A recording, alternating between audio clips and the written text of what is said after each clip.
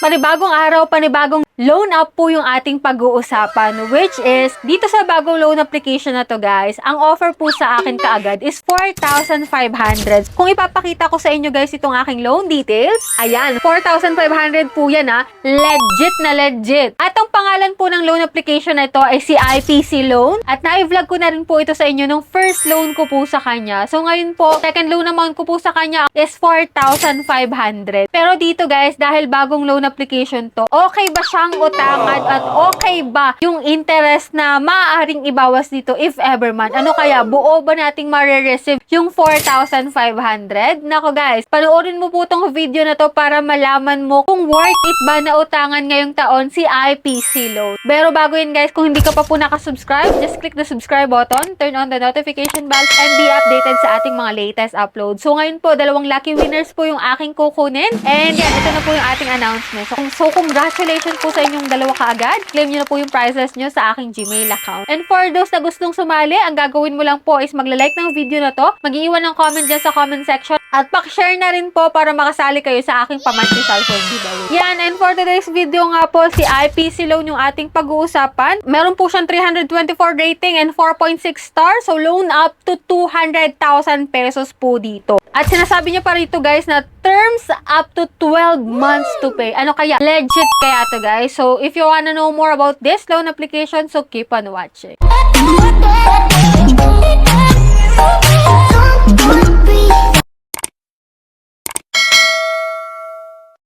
So, disclaimer no guys. So, ito pong si IPC Loan na hindi ko pinopromote sa inyo kahit na nakailang ulit na rin akong vlog about dito. So, dito guys, para ma-aware na rin po kayo sa application na to. At second loan naman ko na po sa kanya, at kahit po ako ay na-overdue dito ng ilang araw, pinare-loan pa rin po ako ng 4,500. At ito nga po, yung loan details niya. Dito sa 4,500 guys, huwag kayong mabibigla kasi 120 days daw to. Pero nung first loan ko po sa kanya is 7 days to pay lang siya. At ito pong 4,500 ay hindi nyo po buong marireceive kasi ibabawas po doon yung kanyang interest at saka yung kanya pong service fee na napakalaki. Yung service fee nyo po is 1,800 pesos at ang interest niya po is 21 pesos. So, ang marireceive mo na lang po sa 4,500 is 2,700 pesos. Kaya sa mga gustong umutang dyan kay IPC Loan, mapapaisip talaga kayo kung maglo-loan pa rin kayo dito or hindi. Kasi 7 days to pay, 4,500, amount to receive mo na lang is 2,700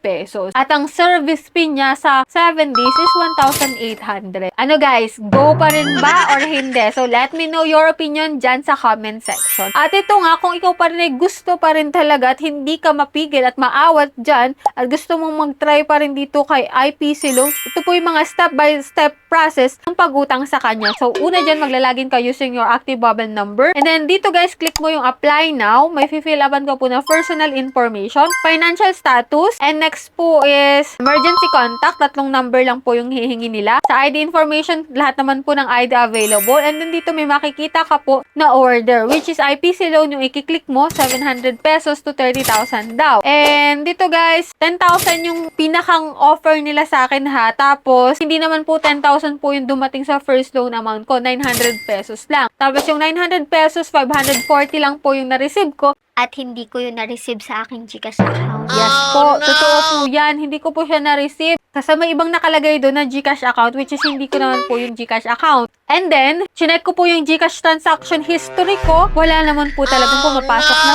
540 pesos within that day.